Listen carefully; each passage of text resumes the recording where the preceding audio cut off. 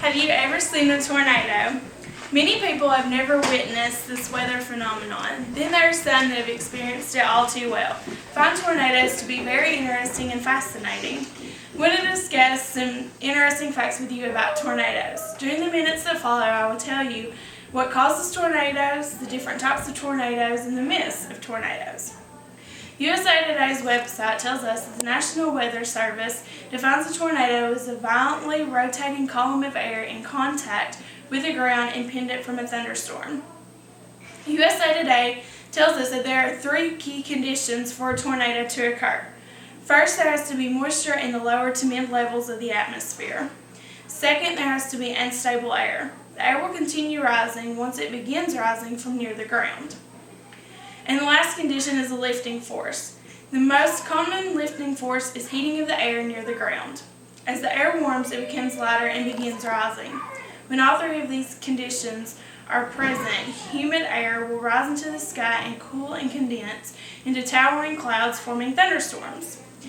This air rises into a thunderstorm and is what is called an updraft. Tornadoes form within a thunderstorm's updraft. NOAA, which stands for the National Oceanic and Atmospheric Administration, tells us that tornadoes are found most frequently in the United States east of the Rocky Mountains. They are most commonly found during the spring and summer months.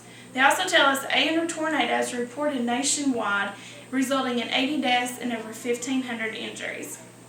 This chart shows us in the light gray the tornadoes that occur every year from 1961 to 1993, and the dark gray are the amount of deaths that occur in those years. What are the different types of tornadoes? Statistics from NOAA tells us that there are three types of tornadoes. There are weak, strong, and violent. Weak tornadoes account for 69% of all tornadoes, with less than 5% of tornado deaths. Their winds are less than 110 miles per hour and they last anywhere from 1 to 10 minutes. Strong tornadoes account for 29% of all tornadoes that occur and nearly 30% of all tornado deaths.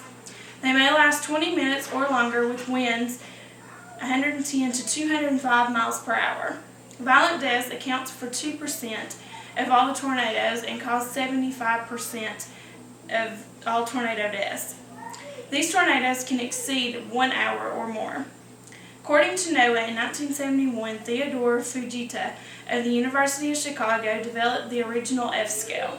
This scale relates the degree of damage to the intensity of the wind. On February 1, 2007, the original F-scale was updated by a team of meteorologists and wind engineers and was implemented on this day.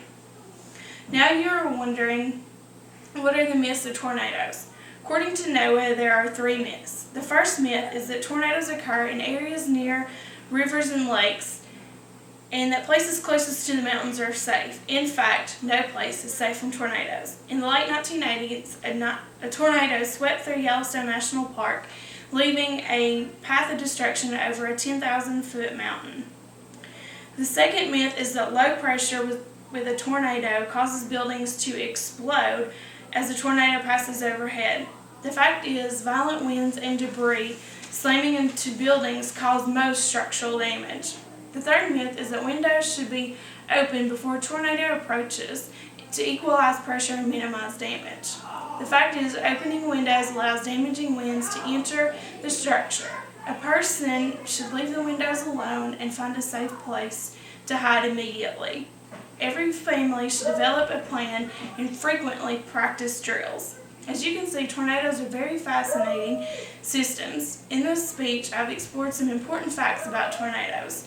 I have introduced to you the causes, types, and even a few myths of tornadoes. Perhaps now you are more informed about the impact tornadoes have on the lives of those who find themselves in the path of one.